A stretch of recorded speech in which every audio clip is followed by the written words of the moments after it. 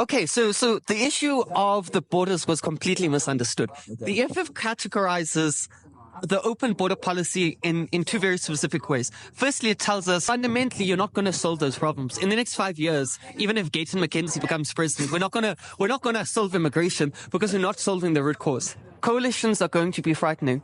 Because you know what the options are. There's either ANC DA, there's ANC EFF MK, Yeah. ANC MK, ANC EFF, what. And the policies of the DA, I'm sorry to mention it, are going to be so detrimental for this country that the EFF is going to come into power in 2029.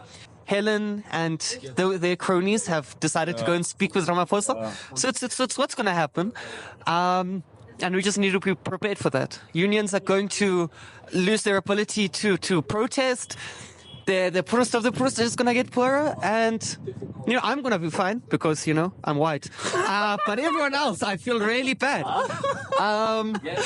So maybe go and practice Sarafina or something. Shame. Yeah. I'm here with Ewan Dawkins. what were your thoughts on the results from the elections? I think MK should have been more expected than they were. So on campus, at the beginning of the year, MK started a WhatsApp group with about 5 members. And just before the election, it had reached a couple hundred members. And that was like astronomical, hundreds of times of growth for MK. EFF faces issues.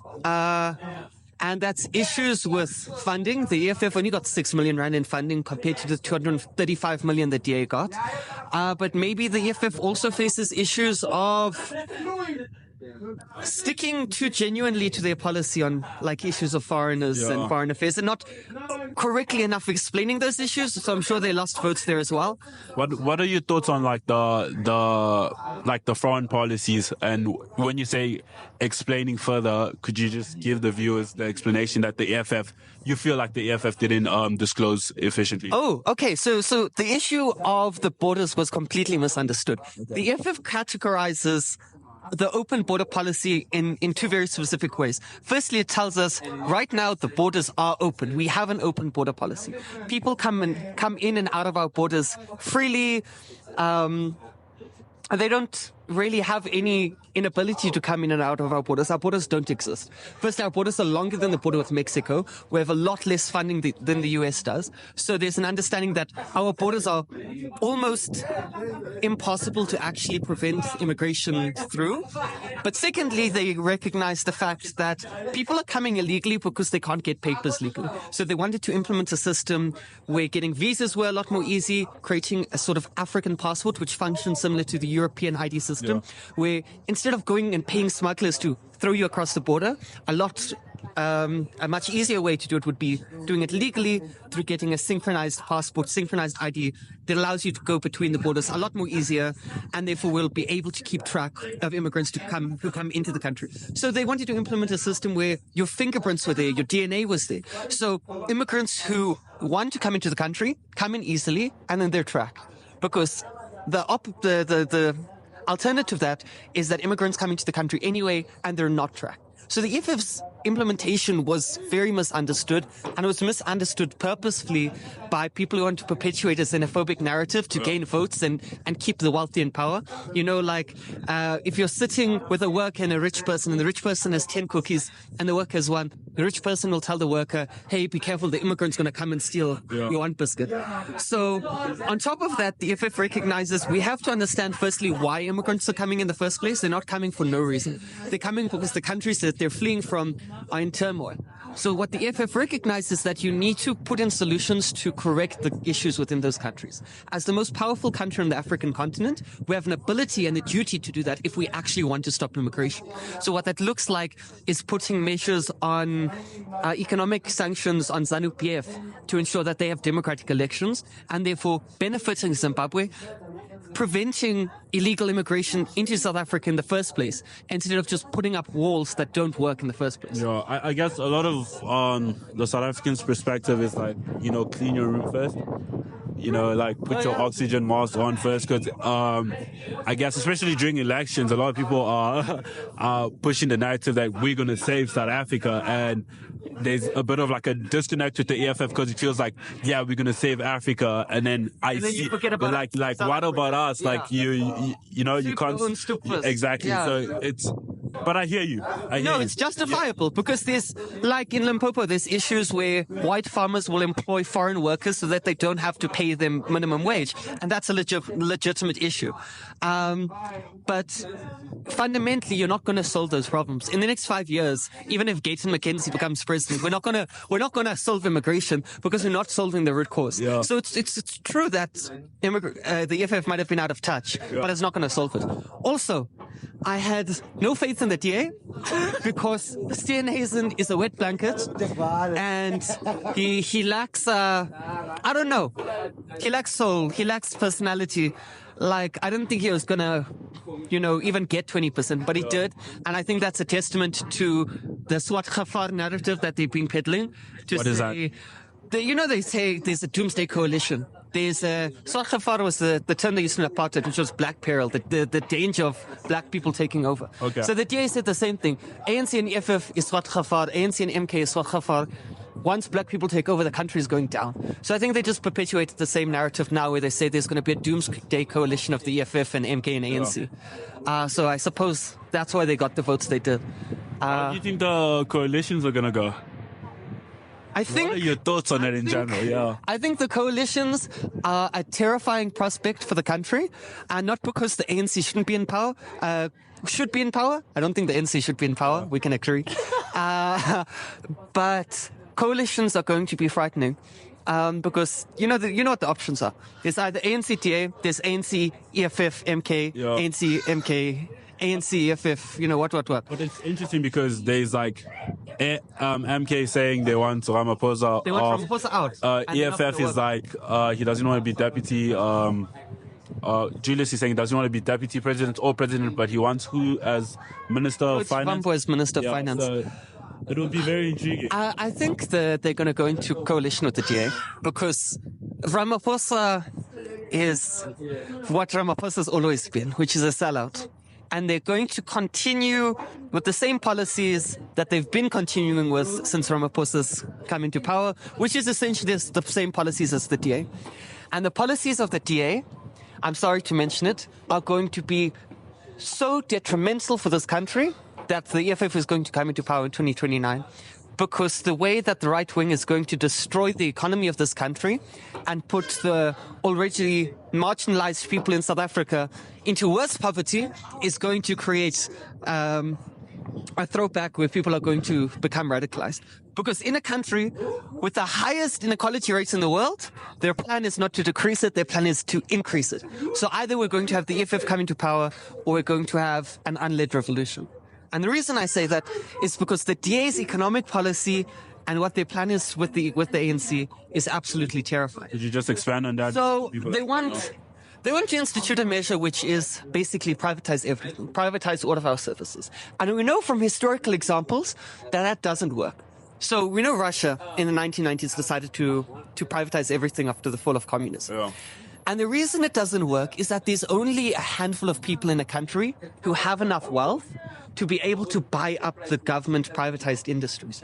Because there's not going to be 20 new ESCOMs. There's going to be one ESCOM, but it's going to be owned by a billionaire. Yeah. And the problem with that is that you create a monopoly. So competition doesn't exist within this sort of capitalist system because you're going to have one person that's a rich guy in charge of ESCOM, one person that's a rich guy in charge of our water. And instead of these entities now being accountable to the people as their government agencies, they're going to be accountable to profit holders. So these companies are going to run services for nothing else but profit. Yeah. Raising the prices on everything like we saw in the UK when they privatized their transport industry. It got worse and prices went up.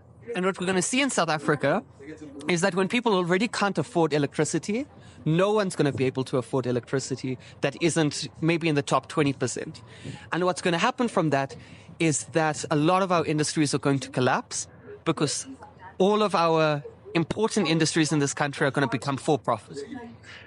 So it's doomsday till 2029. Is that what you're saying? I think they're going to make such terrible, because the DA's policy isn't to implement capitalism with South African characteristics. They just want to implement capitalism. They have no recollection or ability to transport or transplant those ideologies into the South African context. They're just doing it verbatim. They're just throwing it on and hoping it works, even though we know it doesn't work. They want to abolish and throw back minimum wage to increase employment.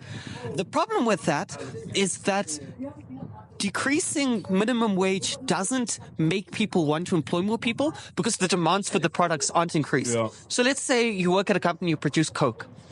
When the DA goes and says, okay, you can pay your workers less, there's suddenly not more people wanting Coke. There's just workers who are going to end up being paid less. Yeah. And what this instead does is that these workers, who are also the consumers in the society, are going to have less money to go and buy the same products that these companies are selling. So it's going to create a cycle where people have less and less income to actually buy the products in that country.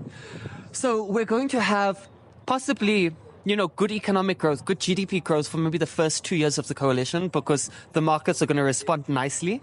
But once, like capitalism always does, hits a crisis, they're not going to be able to survive. And with the state of how South Africa is, with the amount of poverty that South Africa has, we're going to see President Malema in 2029. So it's going to be, I don't know. Yeah, that's interesting. It's a dangerous possibility. Why are you so adamant that the coalition is going to go with the DA, not the EFF or the MK? Oh, because MK just doesn't want to work unless Ramaphosa's not there, and Ramaphosa's It's not going anywhere. He's not going anywhere. So it's not going to be MK. The EFF doesn't have enough votes to go into a coalition with the ANC. Even if they go with IFP, I think Ramaphosa is too scared of their radical policies and how the rand's going to drop and how private business is going to frame our country. And Ramaphosa, being an agent of white monopoly capital, isn't going to want to scare off his funders. Yeah. So I don't think he's going to go with the EFF. So, already Helen and their cronies have decided to go and speak with Ramaphosa. So it's what's going to happen. And we just need to be prepared for that. Unions are going to lose their ability to protest. The poorest of the poorest is going to get poorer. And, I'm going to be fine because, I'm white. But everyone else, I feel really bad. So maybe go and practice Sarafina or something. Shame.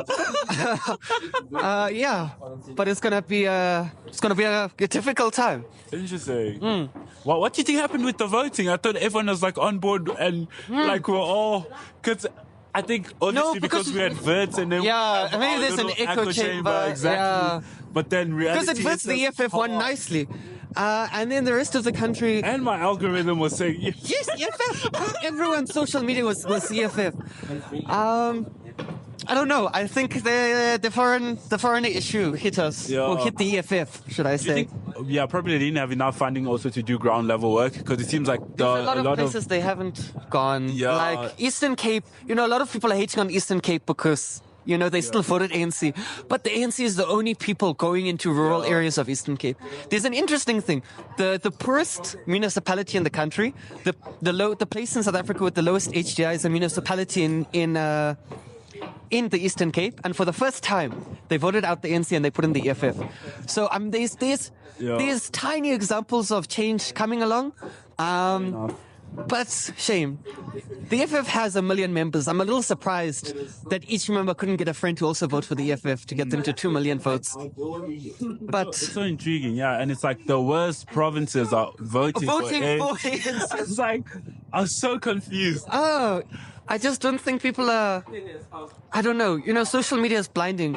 If you don't have a phone and you live in Limpopo to see what's happening on social media, you're not going to be part of that echo chamber anyway. There's in their perspective, probably ANC is what we know better. The devil we know than the devil we don't. Because things are okay now. It's going to be apartheid. And EFF, the foreigners. The foreigners are going to come everyone else we don't really know them. So it's like there was too many parties anyway. So like the Action SA, Rise Mzansi. Action SA was interesting. Xhosa. Helen was very smart with Action SA because they started the Moonshot Coalition or Yeah. Debulinyanga, you know, to shoot the traditional healers. And they were very smart with that because everyone that wanted to vote Action SA said, who cares? They're going to be in coalition with the DA anyway. yeah. So Action SA got 1% when they were projected to get like 5. So Helen was very smart with that coalition. They destroyed the opposition entirely. And now they've maintained their 20% average. So it's fine. They were For smart. Musi. Musi, I feel terrible.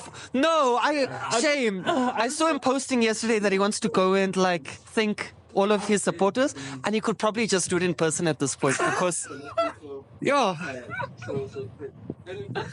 was so bad because he got 2 seats. the DA was like, Musi left and we got more black votes. And we got more black votes. Like Sometimes the best policy disconnect. for the DA is just to keep quiet. Just. I'm like, what? Why would you? Even if it's true, why would Even you if say it's true, that? don't say that because. They're tone deaf. I thought the flag thing would have helped, but it didn't. Yeah, that was surprising. They were almost leading Gauteng, eh? Yeah. So we're going to go into the next 5 years of coalitions, and it's going to be. I don't know. Hopefully we've learned since 2021 how coalitions work. Hopefully we don't make the same mistakes. But we need to choose our partners wisely. But thank you so much for being on my video. Thank you. Yeah, that was cool.